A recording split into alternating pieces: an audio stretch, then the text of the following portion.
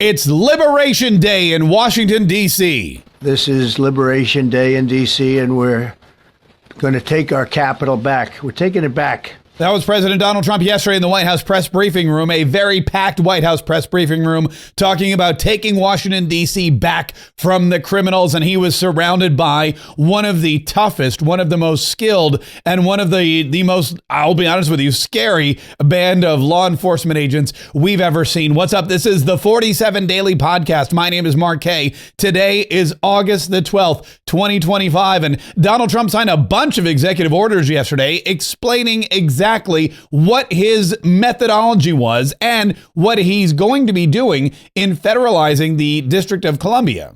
A short while ago in the Oval Office, President Trump signed two crucial executive actions to deal with the emergency crime conditions we currently face in the District of Columbia. The first of these was an executive order, as President Trump said before, invoking his powers under Section 40 of the Home Rule Act to take federal control of the D.C. Metropolitan Police Department. Along with that executive order, President Trump signed the statutorily required notification letters to Mayor Bowser and to the relevant House and Senate committee leaders. The second major executive action that President Trump signed was a presidential memorandum directing the Secretary of Defense to utilize the National Guard to address the conditions we see on our streets here in D.C. It also authorized the Secretary of Defense to work with state governors to utilize their National Guard units if necessary as well. These are bold, decisive steps intended to combat the out-of-control crime conditions we've seen on D.C.'s streets for far too long. And I, for one, am deeply proud to be part of an administration that's finally coming to terms with these issues, sir. Thank you. That is Will Scharf, who presents President Donald Trump with all of his important documents and executive orders and make sure that President Donald Trump knows exactly legally what's going on. He's a key and trusted advisor and, of course, a resident of Washington, D.C. And that's something Donald Trump pointed out not just to everybody in the room on his staff, but to all of the reporters, because you have reporters and congressmen and senators and staffers and regular folk who live in Washington, D.C. and are sick and tired of having to look over their shoulder, threatened by street gangs, by roving thugs who are trying to carjack them or rape them or attack them or even, do even worse. And we've seen the evidence just last week with that Doge employee who was beaten senseless, had a concussion and a bloody nose, all because he was trying to help a woman who was being carjacked by a gang of young thugs. And Donald Trump said, enough is enough. Today is Liberation Day. I'm announcing a historic action to rescue our nation's capital from crime, bloodshed, bedlam, and squalor, and worse. This is Liberation Day in D.C., and we're going to take our capital back. We're taking it back. Under the authorities vested in me as the President of the United States, I'm officially invoking Section 740 of the District of Columbia Home Rule Act. You know what that is? And placing the D.C. Metropolitan Police Department under direct federal control, and you'll be meeting the people that will be directly involved with that. Very good people, but they're tough, and they know what's happening, and they've done it before. In addition, I'm deploying the National Guard to help reestablish law, order, and public safety in Washington, D.C., and they're going to be allowed to do their job properly. Pam Bondi, the Attorney General and the head of the DOJ, will be taking on the entire action. Secretary of Defense Pete Hegseth will be utilizing the National Guard. Doug Burgum, the Secretary of the Interior, who's in charge of the Park Police, he too has a major role in all of this because the Park Police are the ones who uphold the law in the majority of the historic parts of and the political parts of the District of Columbia. And Doug Burgum was there to say, look, this is not a partisan issue. The press from around the world, the press that covers this thing, they live in D.C. President Trump opened the conference by saying, look, I'm sure all of you know somebody personally who's been mugged or someone who's been murdered, someone who's had crime committed against them. And the room was silent and nodding. I mean, this is not a partisan issue. And I don't know how the other party decides that they're going to make this a partisan issue. But certainly President Trump's on the right track. Police need strong leadership. Police need to know they have their back. We've defunded police in our major cities. That's been a campaign promise of Democrats, which makes no no sense, because if people have a right in this country to have an opportunity to go out to dinner with their family, to have their kids feel safe, and particularly here in the nation's capital, where we have tens of millions of visitors a year from around the world that come to see our monuments, our free museums. This is the place where we showcase America, and we can't showcase America in a place where the police are not allowed to enforce the law. President Trump has the back of police, not just here, but across the country. And I tell you, the rank and file police are thrilled to have leadership that is supporting them. Yeah, and it's not just the crime, which is a big issue. It's also, President Donald Trump looking around Washington, D.C. and saying this is the seat of power for the entire world. This is the capital of the number one nation on the planet. This is where we have world leaders come for, dignified ceremonies and to meet with the president of the United States and to sign agreements like we saw the other day with the president of Azerbaijan, who was there to sign a historic agreement in the Oval Office with President Donald Trump. We see leaders from Canada and England and Europe and Asia. Everybody flocks to Washington, D.C., not to mention, as he pointed out, the tourists. And we want to keep all of those people safe. But it's also the way that the city looks. There's been graffiti overtaken some of the streets. There's been homeless issues. There have been weird dividers and just totally a chaotic, it seems like, layout of the city as of late. And President Donald Trump says, enough of it. We're going to clean this place up from top to bottom. We're going to do it quickly. The murder rate in Washington today is higher than that of Bogota, Colombia, Mexico City, some of the places that you hear about as being the worst places on earth. Much higher. This is much higher.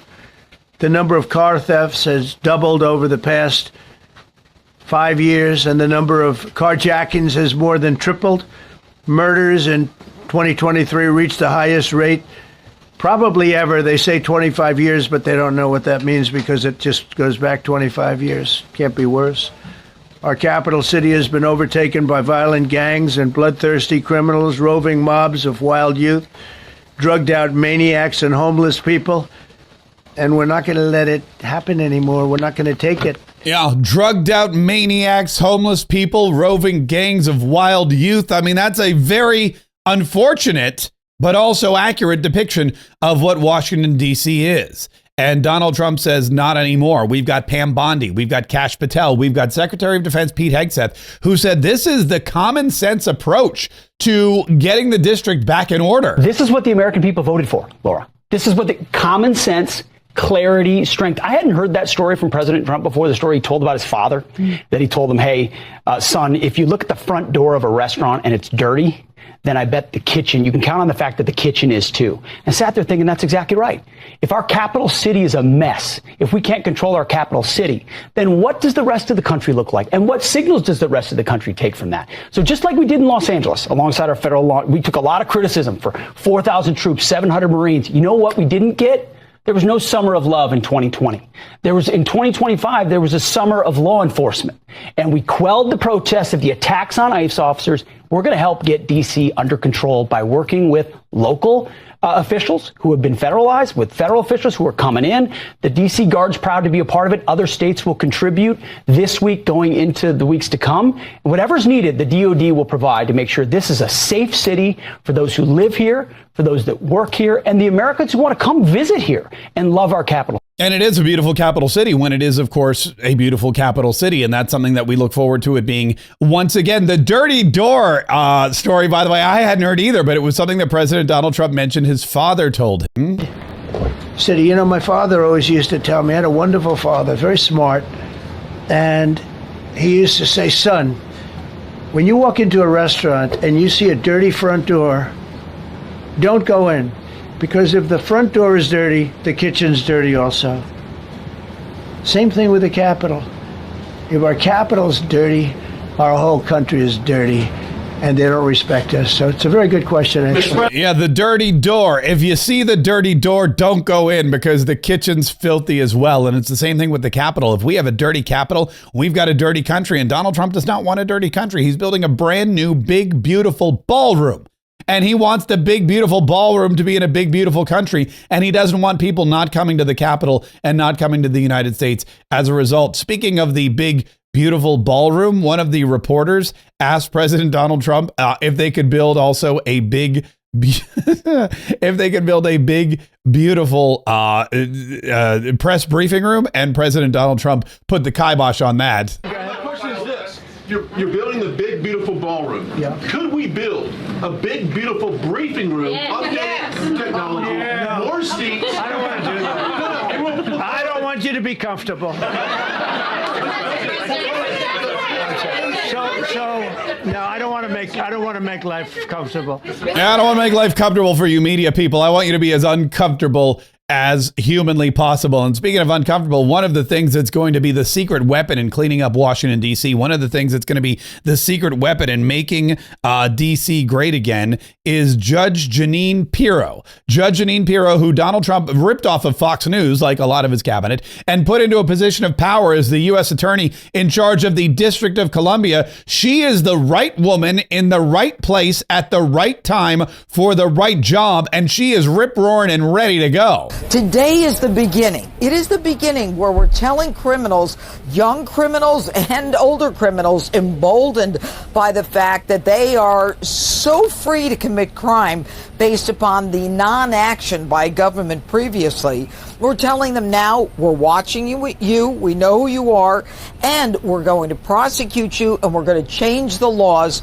to make sure you can come within my jurisdiction. Because make no mistake, as the nation's capital, the president has a constitutional obligation to make this area safe. And one of these reporters, it's so funny with these reporters, they like to think that there's some match for Donald Trump's administration. They like to think that they're like, Judge Jeanine's just a TV star. I don't know. I guess they never saw Judge Jeanine on Fox News, but Judge Jeanine can handle anyone, anytime, anywhere. Any reporter is no match for her, especially with her law enforcement background. But one of these reporters said, but wait a minute, DC, the crime rate is down. What are you going to do? Also, some violent crime is down. Why now? Why now? Because, it may be down, but the question is always down from what? If we had the fourth largest highest homicide rate in the country 2 years ago, all of a sudden it goes down. People want to pat themselves on the back? No way. Talk to any of the crime victims. I was just at a college a couple weeks ago where I had photos of young kids who were victims of homicides, of shootings, and it happens over and over again. It's not okay because it's down from last year. It's bad. This is the nation's capital. This is a shining city on the hill. We're not going to tolerate it. People are afraid to come to this city. Yeah, it's down from being it's the worst city in the entire world, but violent crime is down. So now it's still the worst and most dangerous city in the same world, just not as dangerous as it was yesterday. A very ridiculous question from the very ridiculous press corps, but Donald Trump has it under control, and this week is all about federalizing the police in D.C., making sure that the Secretary of Defense, the Attorney General, and Judge Jeanine Pirro have what they need to clean up our nation's capital. And I, for one, am really looking forward to it. I love going to D.C. We spend a lot of time there, and I'm so excited to see what happens in the near future. At the very near future, because as we know, President Donald Trump moves not at a snail's pace, but at lightning quick speed. The other big story this week, of course, is Russia and President Donald Trump heading to Alaska to meet with Vladimir Putin, which is significant for a couple of reasons, because Vladimir Putin is sitting down directly with President Donald Trump to discuss the end of the war with Ukraine. But it's also happening on American soil. And when was the last time Vladimir Putin or any Russian president had stepped foot on American soil? Not with Joe Biden, not with Barack Obama. This is clearly something that only Donald Trump could have made happen. This is a meeting that only Donald Trump could have facilitated, and SecDef Hegseth pointed that out yesterday to Laura Ingraham. Nobody else could have created the conditions that lead to a meeting like this. Hasn't been there since 2015, Putin in the United States. Nope. And certainly under Joe Biden, the violence raged, the war raged, and Putin never took him serious enough to even consider a meeting. So already President Trump has changed the game. He's created the conditions for a possible negotiated settlement, which is his goal from the beginning at a very complex battlefield. I don't think Vladimir Putin would be meeting unless he's felt that heat.